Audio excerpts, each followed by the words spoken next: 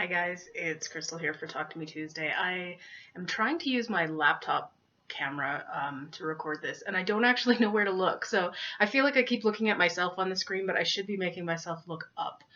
Um, anyway, whatever.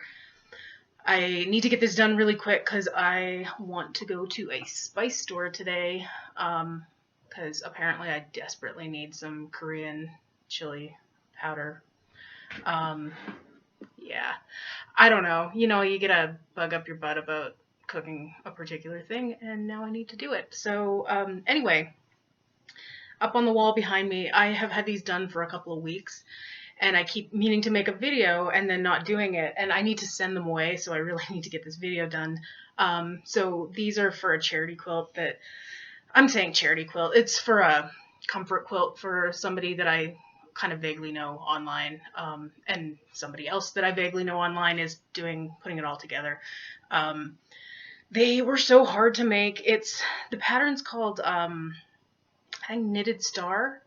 That might be totally wrong. I'll try and remember to include a link if that is wrong. Well, I'll try and remember to include a link either way, but I think it's called Knitted Star, and they're all like 1 inch squares, so it's really easy to have the whole thing go awry. You think that you're exactly on, because I've measured more than once to get the right 1/4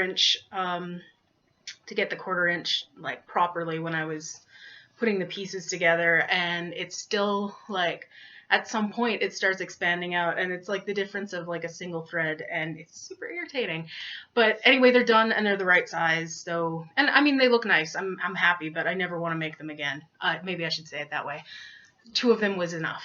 Other things I've been working on, a local quilt shop that I really love called Out of Hand had some free like Zoom classes. You could buy the kits if you wanted to, or you could just join the Zoom classes and use your own stuff. I bought the kit for the one that I participated in, which was Cantha class. I've done Cantha before. The purple wall hanging that I showed you with the orchid on it for my mom, that's actually Cantha style stitching. So, I mean, it's not new to me, but, it was a free class. So, and I liked the kit. I thought it was really pretty. It was to make a pillow with Liberty fabrics, 64 little squares of Liberty fabrics, and then like a white Essex linen around it. I think I said it was for a pillow. I'm not going to make the pillow. I'm making a wall hanging for myself, which will probably go on the wall behind me somewhere here. So I haven't done a ton of the stitching, but this is the beginnings of it. So far I've got stitching on either side of the line going across every 2 inches, basically. But I'm using a bunch of different threads, so I'm trying to make sure that I split things up in a way that I'll have enough thread, because periodically I'll go on these little buying binges of getting like hand-dyed threads. So they're all DMC pearl cotton, but like they take white thread and then add their own colors. So I have these, and then I never use them because I don't actually do that much handwork. So I'm finally using some of them. So I started out with a yellow and pink thread, and now I'm putting white in between because I don't think I have enough of the other colors, but then eventually there'll be some purples and blues and greens involved. These are ones that I've already cut to the right length. Anyway, yeah, I need to come back to this because I actually enjoy it, but I have so many things that I need to do right now. Like I have this giant stack on a table in front of me of all the projects that I would like to have done by kind of late February, and I keep leaving them alone because I've been working on other things, this being one of them, but I have managed to put this one aside. I had a week's holiday after Christmas, and I had hoped to make some quilt tops, which I was going to do using some mermaid fabric and patterns that Mary, Queen MLV, made for me. And then I didn't even start them because I've been so deep involved in other things. And the big thing that I have been deeply involved in has been the Bonnie Hunter Quiltville grassy what did she call it? Grassy Creek quilt, mystery quilt. I've never done one of her mystery quilts before. Jeannie does them all the time and they're so beautiful. And I see all these other ones online and they're all so beautiful and I want to do them, but they look so intense and so I never do them. But this year I decided I had almost exactly the right amount of fabric just using lines from Parson Gray. So Parson Gray, if you guys have probably all heard of Amy Butler. Her husband, David Gray, came out with a handful of lines of fabrics under the name Parson Gray. And they're all a little more masculine. So like kind of darker blues and kind of olivey greens and rust colors and browns. And not so flowery. And so I had bought quite a bunch of these thinking that I would make quilts for my brother-in-law who's passed away and my dad. And finally I'm actually using some of them. So the colors are actually very similar to the Grassy Creek mystery in the broad strokes, but not in like, she uses much brighter colors, I guess is maybe what I should say. So like these ones here are kind of my white neutrals. These ones are my dark grays.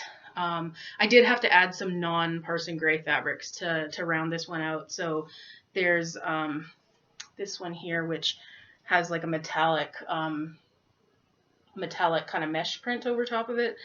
That one is somebody else whose name I can't remember. And she also did this one here, which has like metallic stripes as well as just kind of browns and kind of bluey colors. And then there's some other random ones. I used this tiny scrap of dinosaur fabric because I had it and it was sort of the right grays.